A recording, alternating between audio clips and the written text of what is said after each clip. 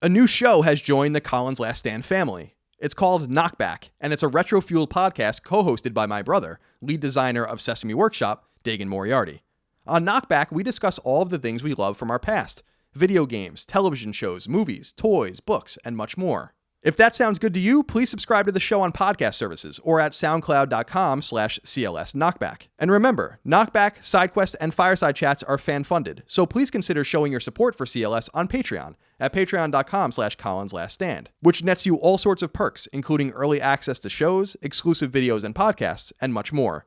Without you, none of these shows would exist. Thank you for your continued kindness, generosity, and support. Now, on to the show.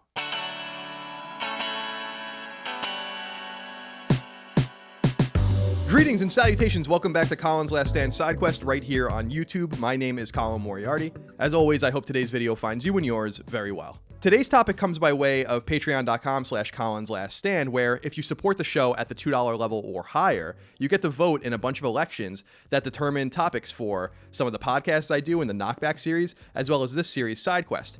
And the viewers of this show over at Patreon chose this topic, which is about my most wanted remasters, remakes, re-releases, etc. Now, many of you out there know that I'm not a huge fan of re-releases and all of that, but there are remasters and collections that I really do love, such as Mega Man Legacy Collection, the BioShock Collection, etc. And so I kind of made a list of 10 properties or 10 games, depending on which one we're talking about, that I'd like to see make a comeback. And I also try to clarify if I'm looking simply at like a collection or a re-release, or if I want a remaster or a remake, and we have all of those in this list. So I appreciate your support over at Patreon. I hope you enjoy the video, and I will see you on the other side. Number 1, ActRaiser. I've been enamored with Super Nintendo's ActRaiser since I was a child.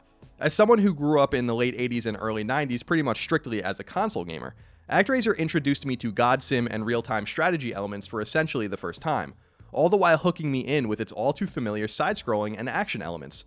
So ever since the days of my youth, ActRaiser has stuck to me like glue. Perhaps it's the fact that it so brilliantly melds side-scrolling action into a type of game where it shouldn't make sense to do so. Maybe it's that quintet, the mysterious and incredibly talented studio behind the likes of The Illusion of Gaia, Soul Blazer, Robotrek, Terranigma, and more, revealed itself to the world with ActRaiser, its very first game. Or maybe it's that its sequel is so disappointing and forgets so fundamentally what made the original great that it heightens the original's greatness. Whatever it is, ActRaiser is woefully missing from today's gaming marketplaces. Released in 1991 in the US, ActRaiser has since only seen re-release as a Wii Virtual Console game, which is where I last played it. And perhaps we're so distant from the original that it's a remake more than a re-release that we're really after here. ActRaiser is 27 years old, and lots has happened in gaming since its launch at the advent of the SNES era. As near perfect as the original is, I would be floored if Square Enix took the time and money to give this classic the attention it so deeply deserves. Number 2, the NES Castlevania games. Castlevania has changed a great deal since the original game launched on Famicom in the autumn of 1986. It's gone through many iterations, and some, like the Metroidvania games we're going to talk about shortly, have aged far better than others. But where the franchise began, in 2D with difficult gameplay and an amazing overall aesthetic, is where I want to focus our attention right now, and unlike with ActRaiser, I don't think we need a remake here. What we need is a good old-fashioned compilation. Nothing needs to be done to these bad boys, they're pretty much amazing as they are. The original Castlevania, which can easily be beaten in like 20 minutes by an experienced player, is a masterclass of design and balance. Its sequel, 1987's Simon's Quest, is a radically different game, an open-world RPG with a day-night cycle, quite far ahead of its time. And while it has its detractors, I think it's an underappreciated and underrated gem. And then there's Castlevania III Dracula's Curse, an undisputed member of the top 5 games on NES list, and one of the finest 2D platformers ever made, period. All 3 of these games have seen the light in more recent years, whether on Wii, Wii U, or 3DS by way of Virtual Console, but they've never been released as a cohesive collection. Think of the potential of Konami giving Castlevania 1, 2, and 3 the love that Capcom gave the Mega Man games in the 2 Legacy collections. Challenges, concept art, soundtracks, trophies, and achievements, it's a dream, one that could easily translate to the Super Famicom and Mega Drive releases down the road. Number 3, the Metroidvania Castlevania games. I'm double dipping with Castlevania here, but I'm doing so for good reason. Earlier, I mentioned that Castlevania took some twists and turns over the years that worked out to varying degrees. Some of the lows were certainly with the 3D entries. I didn't much mind Castlevania 64 and its sequel as much as I did Lords of Shadow 2, but that might just be me. But the highs were actually also found somewhat far from the original formula. The so-called Metroidvania Castlevania games, beginning with 1997's Symphony of the Night, widely considered one of the greatest games of all time, and ending with 2008's Order of Ecclesia, are some of my favorite games ever, and have never ever been bundled together as one cohesive 7-game offering. But they absolutely should be, because they're cream of the crop adventures that should be introduced to a new generation. Like with the hypothetical NES Castlevania collection, having to rely on Konami to do this means that it'll never happen, and unfortunately for you, that's not even the last time you'll hear that complaint in this video. Nonetheless, while Symphony of the Night has seen somewhat wide re-release, it's on PS3, Xbox 360, and even PSP, in addition to its native PS1 and Saturn. The Game Boy Advance and DS games have been stranded on their native platforms with some limited virtual console support. These games are so fun, and they're fun as they are. All that would be required is for Konami to put them together, put a premium price tag on them, and send them back out into the world. Who knows? Maybe its undoubtedly positive reception would convince them that leaving Castlevania for dead may have been a mistake. Number 4, the Dead Space trilogy. I'm a big fan of the survival horror genre, and so when I got my hands on Dead Space in 2008, I was pretty floored. Dead Space understood many of the elements of survival horror that the Resident Evil franchise largely understood through Resident Evil 4 and rediscovered with Resident Evil 7. That the setting is the most important character of all in these types of games, and that if you don't nail that, it doesn't matter how good the rest of the game is. And also that scarcity of supplies, claustrophobic surroundings, and backtracking add to any survival horror game's mood and feel. Isaac Clarke's adventure on the USG Ishimura is, from my perspective, perhaps the single best survival horror game ever released, and it would be really fantastic if EA gave it the remaster treatment. Now, Dead Space 2 isn't as good of a game as the original, and I didn't even play Dead Space 3, and I've heard mixed impressions on it. But I think releasing them all at once is a great idea, one that should be considered for multiple reasons. For starters, it will give gamers a full glimpse at Visceral Games' vision for the trilogy in its entirety. Secondly, it'll give players bang for their buck. And third, speaking of Visceral Games, it'd be a fitting ode to a recently shuttered studio who was best known for this franchise. Plus, it'd be the perfect testing ground to see if it's an IP worth revisiting one day. Number 5, Dragon Quest 1 through 9. I love traditional turn-based JRPGs, so naturally, Dragon Quest, once known here in the West as Dragon Warrior, has been one of my jams for a very long time. Dragon Quest, like its sister franchise Final Fantasy, has a bit of a confusing heritage in the US and Europe, where various games went unreleased for years. In fact, we here in the US never got the likes of Dragon Quest 5 and 6 until well after 7 and 8 were released. Ultimately, 9 of the 10 mainline Dragon Quest games received at least one Western release each. The MMO Dragon Quest X was never launched outside of Japan. But never before have they been released in one package. In fact, the 9 core Dragon Quest games other than the MMO have never been released together even in Japan, although various collections graced Super Famicom, Game Boy Color, and Wii as time has passed.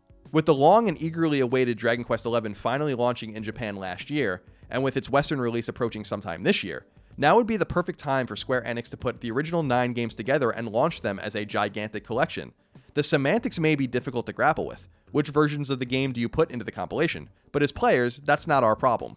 What I do know is that 9 Dragon Quest games in one package could legitimately keep a dedicated player busy for an entire year or more, meaning that at, say, $40, it might be the best hypothetical hours to play value in gaming history. Number 6, Final Fantasy 1 through 9. Like Dragon Quest, the Final Fantasy franchise holds a special place not only with me, but with millions upon millions of JRPG fans around the world. Unlike Dragon Quest, however, which ultimately changed very little over time, Final Fantasy games are, for the most part, truly distinct from one another. That makes a potential collection of the pre-PlayStation 2 releases something exciting to think about. Indeed, if it's been on your mind recently, it may be for good reason. Rumors were circulating not too long ago that a collection such as this was being considered, and it seemed like it was even possibly going to happen. But it didn't. Or it hasn't yet, at least. Square Enix has shown a propensity for getting some vintage Final Fantasy games out there. Final Fantasy 7, 9, 10, and 12 are all playable on PlayStation 4 right now. But folding in the original releases, perhaps with updated translations and with a ton of accoutrements for fans of the franchise to pore and obsess over, would be a great way to seep Final Fantasy into people's bloodlines, especially as Final Fantasy 15 wanes and the likely never-ending wait for Final Fantasy 7 Remake continues. The attention to quality and detail that could go into a product like this is astounding. The special edition potential is virtually unlimited. Trophies and achievements, special features, artwork and concepts, interviews and deleted scenes. Giving the Nintendo through PS1 era PlayStation games this kind of treatment would be fitting. Number 7, Final Fantasy Tactics. Final Fantasy Tactics, like the aforementioned Castlevania Symphony of the Night, is one of my favorite games of all time. And Tactics, like Symphony, often has me asking a fairly obvious question. Why don't we get more of these? Lots more of these. With Final Fantasy Tactics, we did get more, kind of. The PS1 original is unrivaled, but the handheld entries in the series are certainly better than nothing. So let's say Square Enix was planning the return of Final Fantasy Tactics with an all-new game. Wouldn't it be cool if that hypothetical game was accompanied by a hypothetical look back at the series and at the first game, commonly known today as The War of the Lions after its PSP iteration in particular? See, the thing about Final Fantasy Tactics is that it's apparently really hard to replicate. Tactics Ogre certainly gets close, as does Front Mission and Fire Emblem, but Final Fantasy Tactics is on an island by itself, completely untouchable in every way. So this is a product that should simply be re-released with care. Perhaps a port of the PSP version of the game is the way to go. As for its GBA counterparts, both have already been re-released on Virtual Console, so simply bundling them in as a couple of worthy perks would give this its collection moniker. Plus, let's be honest, those games are really good. They're just not War of the Lions good. We need War of the Lions good. Number 8, Metal Gear. I promised you we'd talk about Konami one more time. This time we're going to chat about Metal Gear. No, not Metal Gear Solid, Metal Gear. The original Metal Gear. The game that many people seem to have completely forgotten existed at all. But I haven't forgotten, my friends, because Metal Gear absolutely enchanted me when I was younger. It was obtuse and complicated, and it made you feel like you were really accomplishing something difficult and even forbidden. It also had the best print ad ever, which I first saw in a G.I. Joe comic book, and that really sold me on the game too. See, Metal Gear Solid and subsequent games in the franchise have seen the limelight plenty. The original Metal Gear Solid even got a complete remake something like 6 years after it first came out. But the original MSX and NES Metal Gear has been left languishing and forgotten. Like ActRaiser, Metal Gear is a game that could use a remake, but not one that only modernizes its graphics, but also fleshes it out a bit, gives more robust menus, better control, a retold and refined story. With where the franchise is today, on life support after the dead on arrival Metal Gear Survive, it would be an enormous amount of fun to revisit the classic that got the ball rolling to begin with. And since there are multiple versions of the original Metal Gear floating out there, it would be cool to really get the truly definitive one. The same for Metal Gear 2, no, not Snake's Revenge, Metal Gear 2, a game that I've actually not played, and one that some say is kinda sorta what Metal Gear Solid becomes from a plotline perspective. Either way though, revisiting Metal Gear with something new and snazzy would be a most welcome development. Number 9, the Ninja Gaiden trilogy. Let's just say this from the outset. The original Ninja Gaiden games on the NES, all 3 of them, are superb. And I get kind of annoyed that when we talk about Ninja Gaiden these days, it's almost always in reference to the very good, very hard 3D iterations that began back on the original Xbox. There was Ninja Gaiden before that, my friends. It was 2D. It was just as hard, and it filled me with awe when I was a kid. And for the most part, these games have kind of been locked away, with the exception of some Virtual Console love. Why not bundle them as one and itch our nostalgia a bit? Even though it's not just nostalgia talking, these games are legit. There's precedence for a Ninja Gaiden trilogy because a collection by that very name was released on SNES in the mid-90s. Otherwise though, these 3 gems have been pretty much unseen anywhere else, as the 3D Ninja Gaiden games began taking the world by storm, leaving these as nothing more than relics of a bygone time. Few games in the NES era told stories as well as Ninja Gaiden 1, 2, and 3 did, and few games felt better to play. Like with my proposed Castlevania NES trilogy, these games would be best re-released as is, but with tons of extras for fans of the series to delve into. I'm not saying this is the direction any future Ninja Gaiden game should go in, I'm merely saying that I feel like we've forgotten where the franchise started, and that we should do something about that. Number 10, the Resistance trilogy. PlayStation 3's Resistance trilogy joins the Dead Space trilogy as the newest games on my list, and as many people who have been following me for years know, this is a franchise I hold near and dear to my heart. I'm especially enamored with the series' story, which tells a tale of alien invasion, but in a really clever fashion. And its gameplay is smooth too, especially with Resistance 2 and Resistance 3. Resistance 3 in and of itself is a high point for shooters on the PS3, and it's a damn shame that more people didn't pay attention to it, because I really think Insomniac Games has more work to do with the franchise. And I think that if Resistance 3 did better, a Resistance 4 on PlayStation 4 would have been all but guaranteed. But maybe there is interest. Insomniac Games could test the modern waters with a remastered Resistance trilogy for PlayStation 4, and read the tea leaves from there.